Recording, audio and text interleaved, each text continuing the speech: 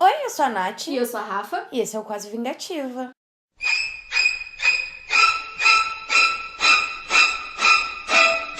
Eu não vi exatamente a necessidade da gente fazer esse vídeo, até porque chip gay e personagem codificado como gay tem de sobra pela cultura pop. Se a gente fosse fazer sobre cada um, o nosso canal ia virar o Are They Gay, que aliás, se vocês nunca viram esse canal e vocês entendem inglês, super recomendo, muito legal o canal. Mas Stranger Things é uma série muito abrangente, que tem um público muito grande, ou seja, tem hétero pra caralho. E, em consequência de ter hétero pra caralho, tem gente pra caralho dizendo que a gente vê gay em tudo, xingando as pessoas que shippam um casal gay, que falam que tal personagem é gay, ou tá secretamente apaixonada por tal outro personagem do mesmo gênero. E querido, em pleno 2017, eu com 20 anos na minha cara, jamais que eu vou aceitar alguém me dizer que eu vejo gay em tudo, abaixar minha cabeça e ler fanfic quietinho.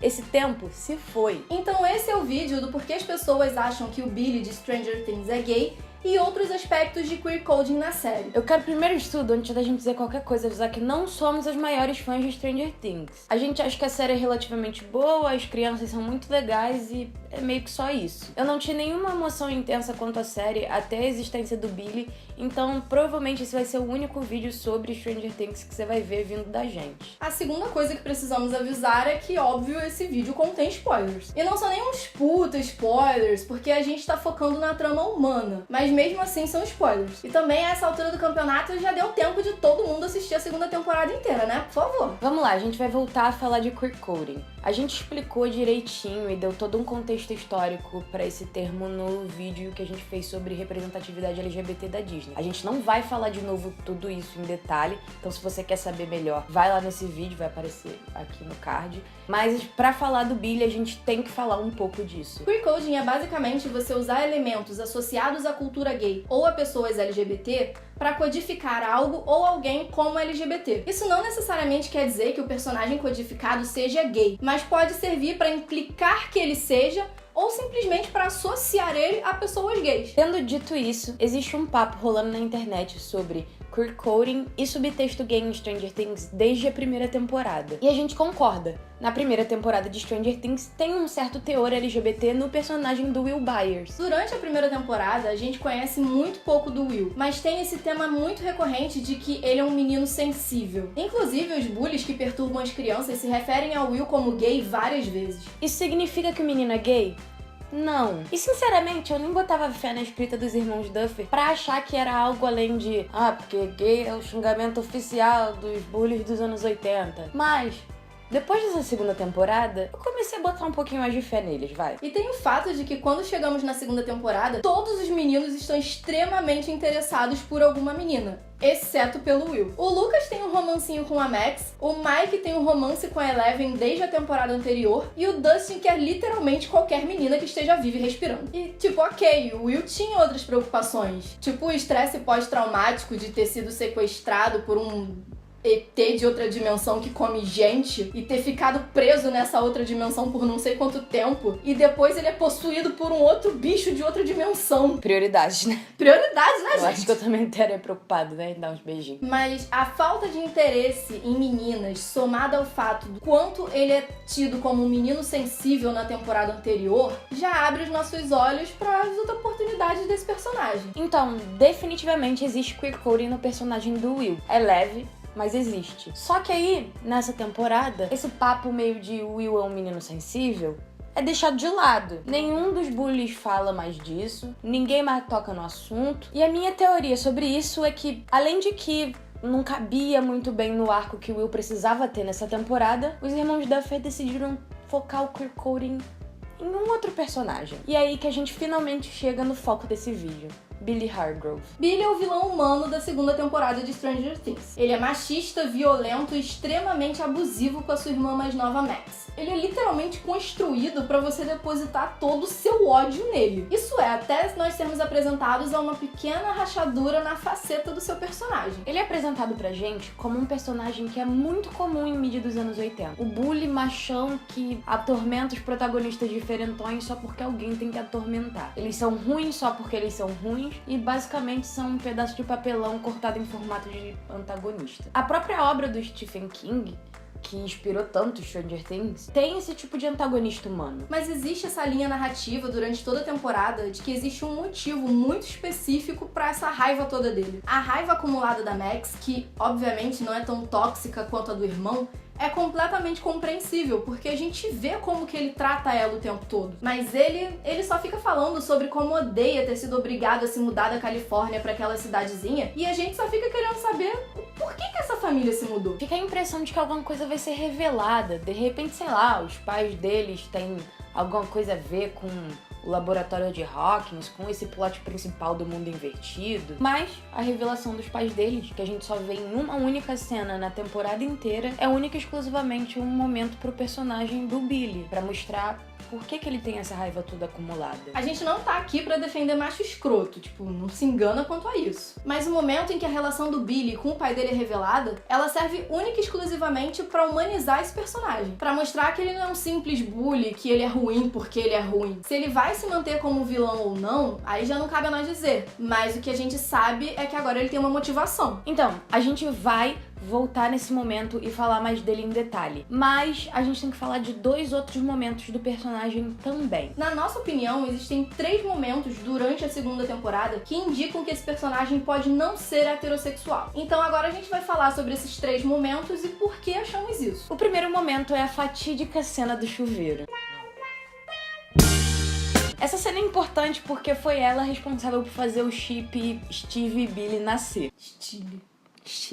Não, é Herring Grove. Não, eu quero que seja Steele. Steele é um nome muito cagado. Caguei. O nome do chip é Herring Grove, caso vocês queiram procurar Vix. O que nem é a nossa teoria. A gente só acha que o Billy é gay. O que o Steve pode vir a ter a ver com isso nem é tão importante assim. O Billy, além de bully, representa o arquétipo de atleta machão que tem em todo filme de high school. Mas, quando ele chega em Hawkins, já tem alguém ocupando essa posição, que é o Steve. Então, haver conflito entre os dois é natural. Tem várias entrevistas do Dacre Montgomery, que é quem interpreta o Billy, falando sobre como o Billy se sente ameaçado pelo Steve. Mas a cena do chuveiro oferece mais de uma possibilidade do porquê, que poderia ser mais do que só aquela famosa medição de peru pra ver quem é o macho alfa do rolê. A cena começa com um jogo de basquete. O Steve tá no time com camisa e o Billy tá no time sem camisa. Porque Billy já ouviu falar de alguma camisa na vida dele? Acho Jamais. E o Steve tá passando por uns maus bocados. Tipo, a Nancy tá sumida, ele tá irritado e o Billy não para de encher o saco dele. O Billy joga ele no chão e faz uma cesta. Aí quando ele chega perto, estende a mão pra fingir que, sei lá, pra ajudar ele. Tipo, na real ele não ajuda porque ele é escroto. Ele só chega super perto da cara do Steve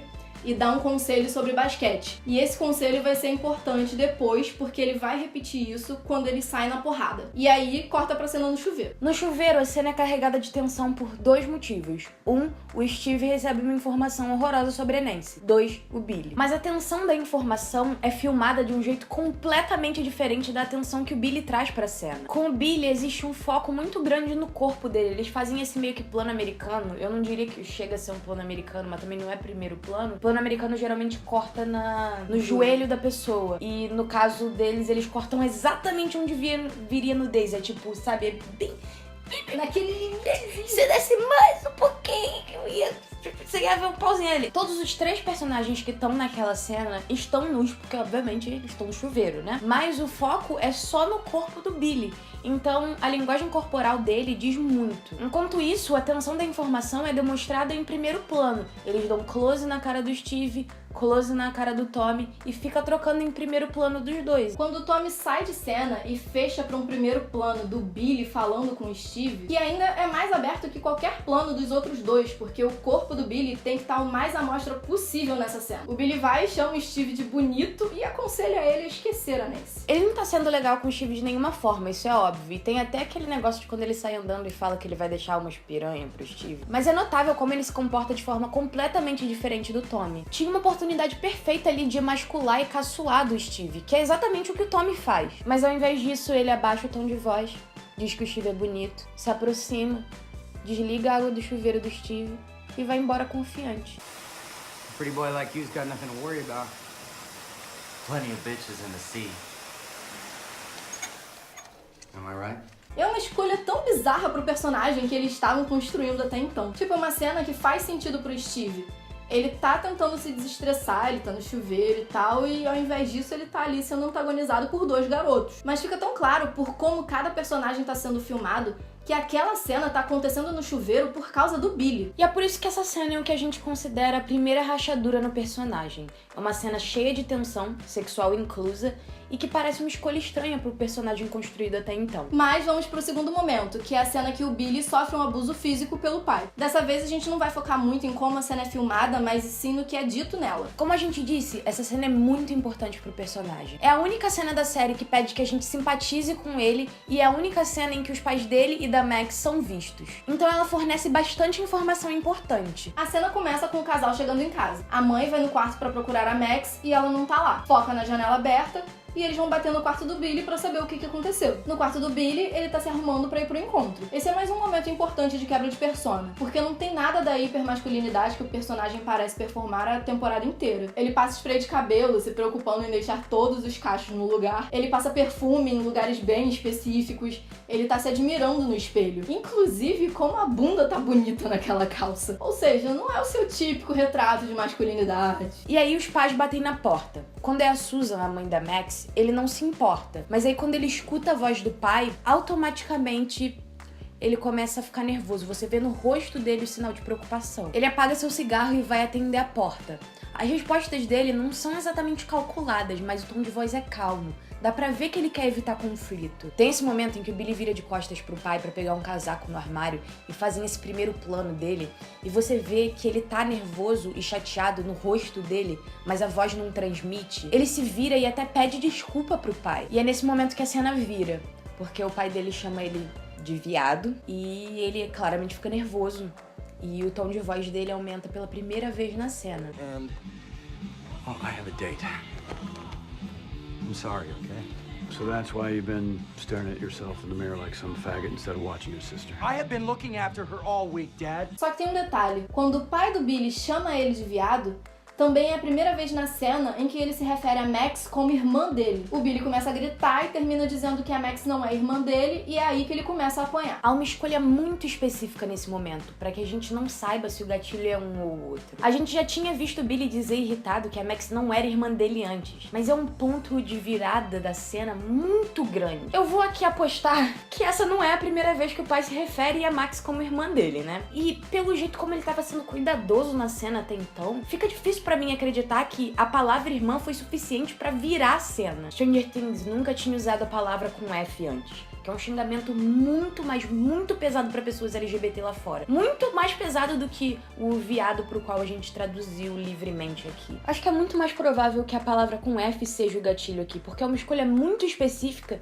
que essa seja a primeira vez que essa palavra é usada em toda a série. Logo nessa cena. Por último, queremos apontar algo que o Neil, pai do Billy, diz quando a Susan, assustada, diz pra ele que tá tudo ok. Nada no comportamento dele é ok. O que, em parte, é sobre ele ser negligente com a irmã, mas também diz muito sobre o personagem, sobre a responsabilidade que é jogada nas costas dele e sobre como o pai o vê. Essa cena nos mostra que o Neil exige muito do Billy. Exige que ele seja o que o Neil acha que é um bom irmão. Exige que ele seja o que o Neil acha que é um bom homem. E essas exigências não são feitas só verbalmente, mas com agressão física também. Mostra o que quer dizer quando o Billy é violento e caótico fora das vistas dos pais dele. É uma forma de rebeldia, quando ele pode descontar toda a sua raiva e frustração. E eu quero aproveitar pra fazer um comentário sobre o visual do personagem, que também não é um visual hiper masculino como a masculinidade que ele performa. Ele usa brinco, tem cabelo grande e usa aquelas brusinhas super soltinha e colorida que era comum da época. E os anos 80 foram uma época de moda andrógena, tanto feminina quanto masculina. Mulheres de ombreira, que deixava a silhueta menos feminina, terninho, porque estavam fortes no mercado de trabalho, homens de cabelão, brusinha de barriga de fora, shortinho curto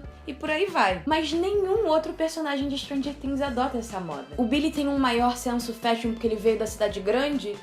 Talvez. Mas é uma escolha no mínimo interessante ele ser o único personagem da série que tem um quê da moda andrógena da época. Só vou jogar isso aí no ar. Mas chegamos enfim no terceiro e último momento que vocês podem até estranhar, que é a cena entre o Billy e a mãe da Nancy. Ué, mas logo a cena mais hétero de toda a série? A cena que fez os nerds começarem a ver a mãe da Nancy como uma milf? Que fez os nerds teorizarem que o Billy ia pegar a mãe da Nancy, não as garotas da escola? Então, A primeira coisa que eu tenho que dizer sobre essa cena é que se você realmente acreditou que o Billy tava afim de verdade da mãe da Nancy, você é burro. Volta, assiste a cena de novo até você deixar de ser burro. Segundo, a cena serve para 2 únicos propósitos. O principal é o humor. É uma cena cômica, desde a mãe da Nancy lendo um livro erótico na banheira, pro pai da Nancy dormindo na poltrona, pro Billy aparecendo na porta como uma realização das fantasias dela, até como o Billy sai da cena com a mãe da Nancy secando a bunda dele. O segundo propósito é uma informação sobre o estado de espírito do Billy. Então, o Billy não tem uma opinião muito legal sobre mulheres. Durante toda a temporada ele se refere a mulheres por nomes horrorosos. Vadias, vacas, piranhas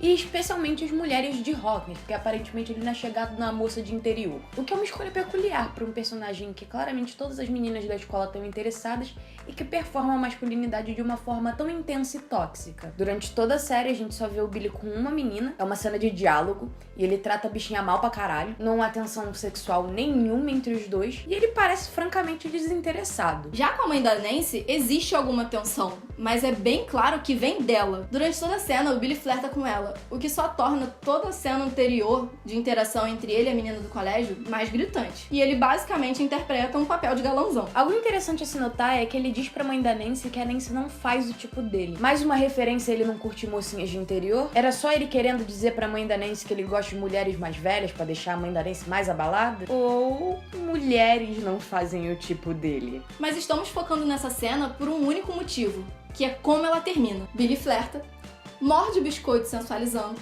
sai de bundinha empinada e no segundo em que ele pisa pra fora da casa, o rosto dele muda completamente.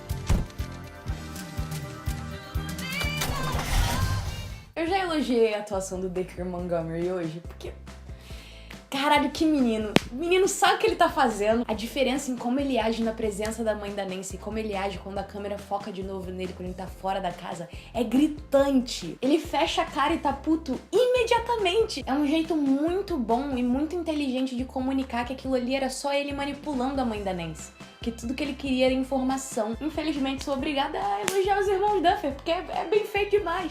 Não sei quem foi, acho que foram eles que dirigiram esse episódio. Parabéns, foi muito bem dirigido. Essas 3 cenas são 3 quebras no personagem que aparentemente estava sendo construído. Ele é filmado como um personagem extremamente sexual, mas não parece particularmente interessado em mulheres. Ele performa a masculinidade de uma forma muito intensa e tóxica, mas a atenção que ele dá para sua aparência entra em contradição com essa sua performance, e somos apresentados a uma figura masculina muito mais tóxica em sua vida. E o único personagem com quem ele estabelece tensão intencional e verdadeira é um personagem masculino. De repente, o arquétipo do bully atleta escroto da escola começa a parecer uma façada. Isso é extremamente interessante. Pra mim, até esse personagem aparecer, os Duffer só tinham criado uma colagem de conceitos interessantes, mas que tinham sido criados por outras pessoas, com zero intenção de autoanálise e com zero potencial de ser autoconsciente. Mas no personagem de Billy Hargrove, a série parece ciente de que esses bullies dos anos 80 são personagens fracos, e dá uma pontinha de esperança de que esteja ciente de que pessoas gays já existiam nos anos 80 também, e como mais do que só um xingamento favorito do antagonista.